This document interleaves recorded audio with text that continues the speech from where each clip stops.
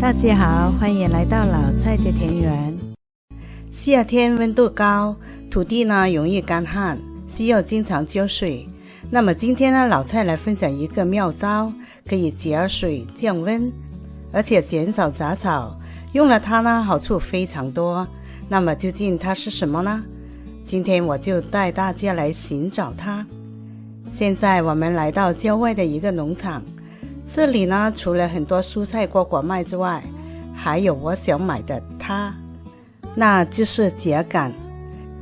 秸秆这么一大把呢，只需要5块加币，但是它已经很多了，因为扎得很结实的。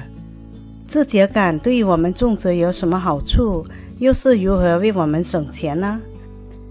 首先第一个好处呢，它是能为我们的作物保湿降温。我们把秸秆薄薄地铺在植株行间，这样可以减少水分的蒸发，让土地保持湿润的，有利于生泻节水抗旱。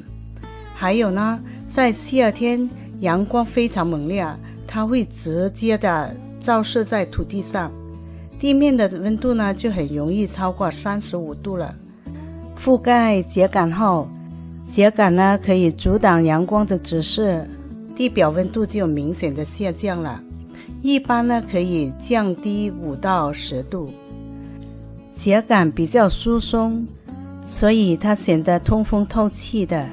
不过要注意的是，覆盖秸秆的时候，最好要离植物的根茎处有3到5厘米左右的距离，这样可以方便浇水，也可以减少病虫害的。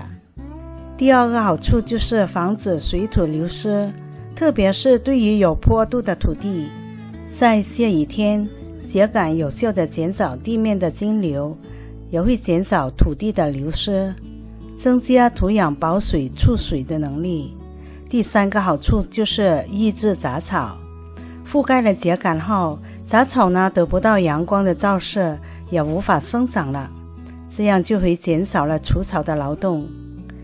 第4个好处呢，就是提高土壤的肥力。覆盖的秸秆经过日晒雨淋，有的秸秆呢会慢慢的腐烂，腐烂后就会成为很好的有机肥，改善土壤的。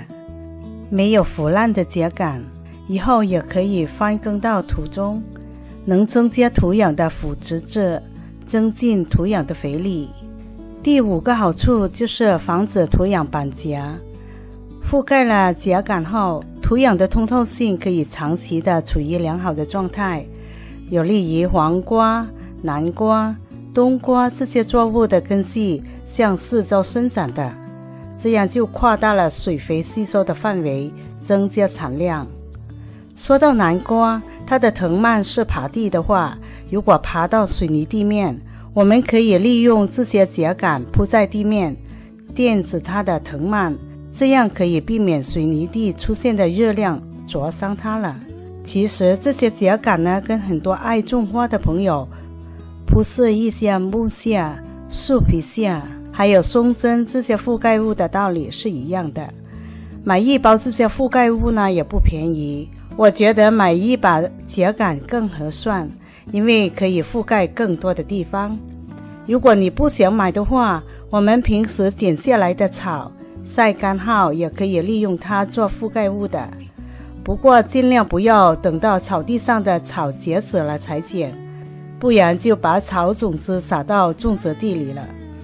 还有呢，秋天我们收了很多秸秆，也可以利用起来，那时到入冬前覆盖植物，帮助它们过冬的。